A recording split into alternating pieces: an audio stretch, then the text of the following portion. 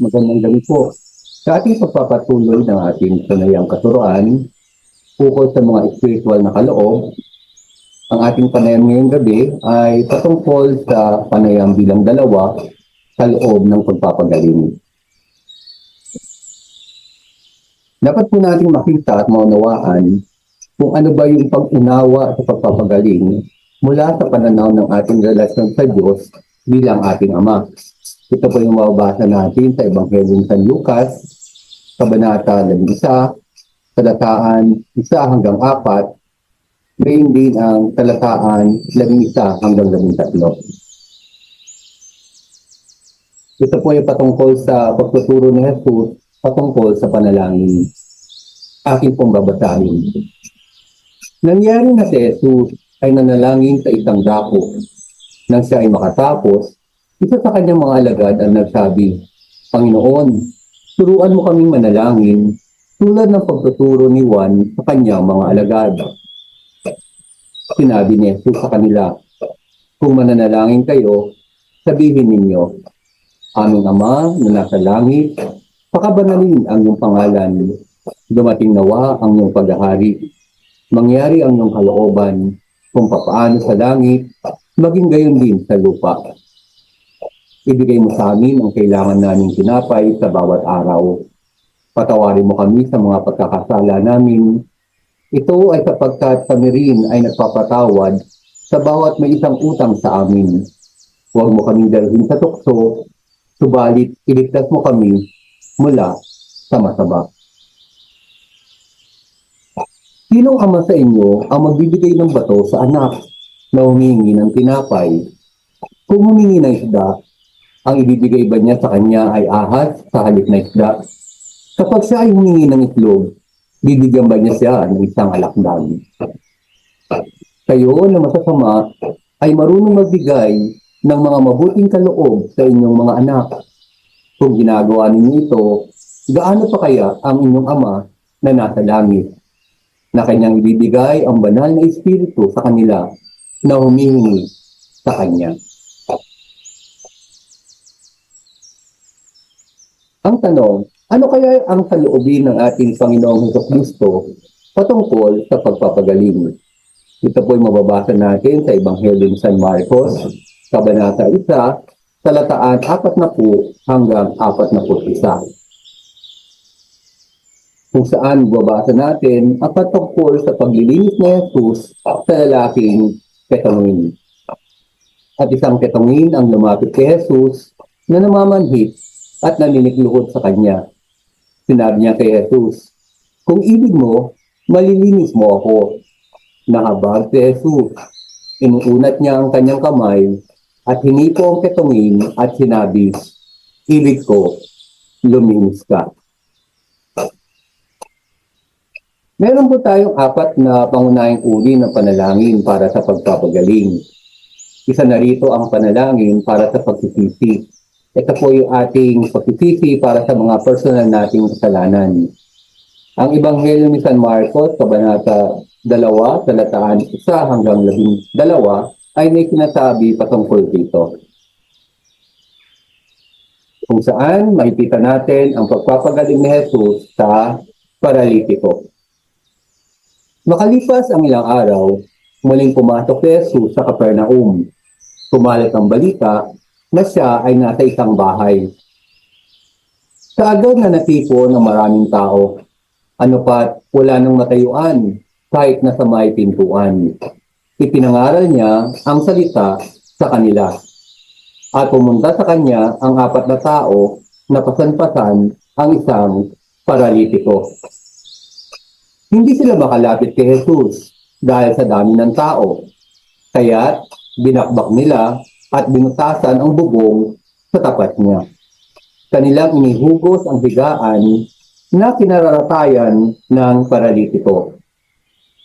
Nang makita ni Jesus ang kanilang pananampalataya, sinabi niya sa paralitiko, Anak, pinatawad na ang mga kasalanan mo. Ang ilang mga guro ng kautusan na nakaupo roon ay natatalo-talo sa kani-kanilang sarili. Bakit namumusong ng ganito ang taong ito? Sino ang makakapagpatawad ng mga kasalanan? Hindi ba ang Diyos lamang? Nang matalos ni Jesus sa kanyang espiritu ang kanilang pagtatalo, sinabi niya sa kanila, bakit ninyo pinagtatalunan ang mga bagay na ito? Alin ba ang higit na madaling sabihin sa paralitiko? Pinatawad na ang iyong mga kasalanan o tumindig ka, buhatin mo ang higaan at lumakad ka. Upang inyong malaman na ang anak ng tao ay may kapamahalaan sa lupa na magpatawad ng mga kasalanan. Sasabihin ko ito sa kanya. Sinasabi ko sa iyo, tumindig ka, buhatin mo ang iyong higaan at umuwi ka sa iyong bahay. Kaagad na tumindig ang paralitiko at binuhat ang kanyang higaan at umalis sa harapan nilang lahat. Kaya nga, ang lahat ay namangha at niluwalhati ang Diyos na nagsasabi, kailanman ay hindi tayo nakakita ng ganito.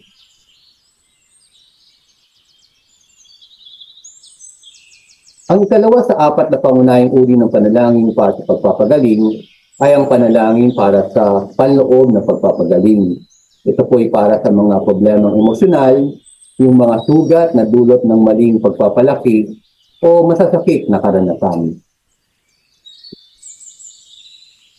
Si Jesus na siyang kahapon, ngayon at magpakailanman ay kayang kunin ang mga alaala ng ating nakaraan, pagalingin ang mga sugat na nananatili at nakakaapekto sa ating kasalukuyang buhay, at punuin ng kanyang pagmamahal ang mga lugar sa atin na matagal nang walang laman. Nananalangin tayo para sa panloob ng pagpapagaling kapag tayo ay tinipigilan sa anumang paraan ng mga sugat ng nakaraan. Paano nga ba tayo mananalangin para sa panloob na pagpapagaling? Maganda para dito. Hindi po tayo dapat manalangin ng padalos-dalos. Pipili tayo ng lugar na tahimik at pribado. Hanggat maaari, maliban ko ang mag-asawa ay nagdarasal para sa isa't isa, ang mga kababaihan ay dapat manalangin kasama ang mga kababaihan at ang mga kalalakihan naman kasama ang mga kalalakihan. Ang panalangin ito ay karaniwang ginagawa para sa ibang tao, bihira para sa sarili. Dahil ang pagsasalita ng problema ay maaaring maging isang proseso ng pagpapagaling sa sarili nito. Ang taong pinagdarasal ay nilalahad ang mga bagay na nakakasakit sa kanya. Minsan, kung ang sakit ay malalim at napaka-pribado, ang tao ay may opsyon na nagtawan ng mga detalye. Manalangin upang pagalingin ng Panginoon ang mga nakabibigtis na epekto ng masakit na pangyayari sa nakaraan. At ang pangatlo sa apat na pangunahing uri ng panalangin para sa pagpapagaling ay ang panalangin para sa pisikal na pagpapagaling. Ito po ay para sa mga may pisikal na karamdaman. Paano nga ba manalangin para dito? Makinig. Upang malaman kung ano ang pagdarasal, ituon ang iyong puso at isipan kay Jesus. Magpatong ng mga kamay upang maiparating ang pagmamahal at pag-aalala. Gumamit ng karaniwang tinig sa pagsasalita. Hindi kailangang sumigaw o maging madrama. Hilingin ang pagpapagaling, maging tiyak. Kapag nananalangin sa isang grupo, makinig sa isa't isa. Huwag manalangin na mag-isa. Maging isa sa inyong mga panalangin. At manalangin ng may kumpiyansa o tiwala. Magtiwala na karaniwang kalooban ng Diyos na pagalingin ang taong humihingi. Gayunpaman, huwag pilitin ang taong pinagdarasal sa pamagitan ng paghingi na ipahayag niya ang pananampalataya sa pagpapagaling. At manalangin ng may pasasalamat. Sa sandali namang hindi mo alam kung ano ang pagdarasal o hindi sigurado kung ano ang kalooban ng Diyos sa isang sitwasyon, mas manabuting manalangin gamit ang handog ng mga wika. At ang pang-apat, sa apat na pangunahing uri ng panalangin para sa pagpapagaling, ito po ay panalangin para sa pagpapalaya. Ito po ay para sa pag-aabi ng mga demonyo o inaalihan ng masasamang espiritu. Ito ay isang panalangin na sinasabi sa pangalan at otoridad ni Jesus upang palayain ang isang taong inaalihan ng masasamang espiritu. Kailan kinakailangan ang panalangin para sa pagpapalaya? Ito po ay sa mga kaso ng pagpipili. Ibig sabihin, hindi makapagbago kahit na ginawa ng lahat ng posibleng paraan upang makamit ang disiplina sa sarili. So ang panloob na pagpapagaling ay tila hindi nakakamit sa loob ng ilang panahon. Kailangan po ng paghahanda para dito. Ang pag-aayuno ay mahusay na paghahanda. Makabubuti rin na mangumpisal. At manalangin kasamang isang grupo, ngunit magtalaga ng isang leader. Mahalaga ang paunang panayam o pagiging pamilyar sa kaso. Pumili ng isang sibanong silid, huwag pahintulutan ng mga manonood na manood. Ang taong pinagdarasal ay dapat na lubos nakakaalam sa nangyayari. Ang panalangin ay isang utos sa mga demonyong puwersa na nag-uutos sa kanila na umalis sa pangalan ni Jesus. Manalangin ng may otoridad. Huwag mag-alinlangan o mag-atubili, maging desidido.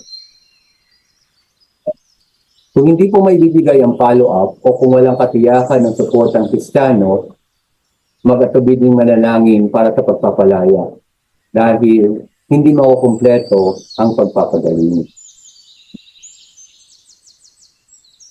Ang mga puntong dapat pong tandaan, ang pagpapagaling ay hindi isang espesyal na may warang kaloob na nakalaan lamang sa ilan. Ang mga pamilya ay nihikayat na manalangin para sa pagpapagaling. Huwag malitin ang mga doktor at gamot. Ang gamot ay hindi salungat sa pananampalataya sa kapangyarihan ng pagpapagaling ng Diyos. Sa sirap o sa Ecclesiastico, Kabanata 38, talataan 1 hanggang 15, ating mababasa ang sumusunod patungkol sa mga gamot. Igalang mo ang manggagamot ng marapat sa kanyang katungkulan, sapagkat ang Panginoon din ang nagtakda ng tungkulin iyan. Ang karunungan ng manggagamot ay mula sa kataas-taasang Diyos at ginagantimpalaan siya pati ng mga hari. Dahil sa kanyang karunungan, marangal siyang nakakaharap sa inuman at ginagalang siya pati ng mga may kapangyarihan. Hindi ba't minsan ang tubig na mapait ay naging tubig na inumin sa pamamagitan ng isang pirasong kahoy upang makilala ang kapangyarihan ng Panginoon? May mga taong pinagkalooban ng tanging karunungan upang magamit nila ang mga kahanga-hangang bagay na likha ng Diyos. Sa gayoy, papupurihan siya ng lahat ng tao. Sa mga bagay na yan, kinukuha ng mga parmasitiko ang mga gamot na ginagamit ng manggagamot sa pagpapagaling ng sakit at pagpapaunaw ng kalusugan. Ano pat, hindi natitigil ang paggawa ng Panginoon na siyang nangangalaga sa kalusugan ng tao sa buong daigdig. Anak, kapag nagkasakit ka, huwag mo itong kabalisa. Dumalangin ka sa Panginoon at pagagalingin ka niya. Pag-isihan mo ang iyong mga kamalian at magbagong buhay ka. Linisin mo ang iyong puso sa lahat ng bahid ng kasalanan. Mag-alay ka ng insenso at ng handog ng pagkain. At buhusan mo ng langit ang iyong handog sa abot ng iyong makakaya. Pagkatapos, magpatawag ka ng manggagamot. Ang Panginoon din ang may likha sa tungkulin iyan. At huwag mo siyang paalitin pagkat kailangan mo siya. May mga pagkakataong sa kamay niya masasalalay ang buhay mo. Dadalangin din siya sa Panginoon na siya'y patnubayan upang mapawi ang sakit, mapagaling ang iyong karamdaman at mailigtas ang iyong buhay. Magkakasala laban sa Panginoon ang isang tao kung hindi siya susunod sa kanyang manggagamot. Pangatlong puntong dapat tandaan, walang tiyak na teknik o pattern sa pananalangin para sa pagpapagaling. Kahit si Jesus ay nagpagaling sa iba't ibang paraan. Pang-apat, sa pagdarasal para sa iba, maging malaya sa pangangailangang magpatunay ng anuman. Ang pagpapagaling ay hindi isang pagsubok ng pananampalataya, kundi isang natural na tugon sa mapagbigay na pagmamahal ng Diyos. Panglima, magtiwala sa Diyos. Hilingin sa Diyos na tugunan ang iyong mga pangangailangan, ngunit huwag sabihin sa Kanya kung kailan o paano ito gagawin. Kapag tayo ay nananalangin, ang ating pananampalataya ay nasa Diyos at hindi sa ating sariling kakayahan. Si Jesus ay ang dapat laging sentro ng ating mga panalangin. Pang-anim, iwasan ang anumang uri ng panalangin para sa pagpapagaling na hindi Kristiyano. Halimbawa, ang faith healing at anumang pagpapagaling na konektado sa espiritismo o pangkukulang. At bilang konklusyon, gawin po nating pangkaraniwang pangyayari ang mga panalangin para sa pagpapagaling sa ating mga pamilya at sa ating buhay bilang mga Kristiyanong pamilya. Muli po, maraming salamat, magandang gabi at papurihan natin ang Diyos.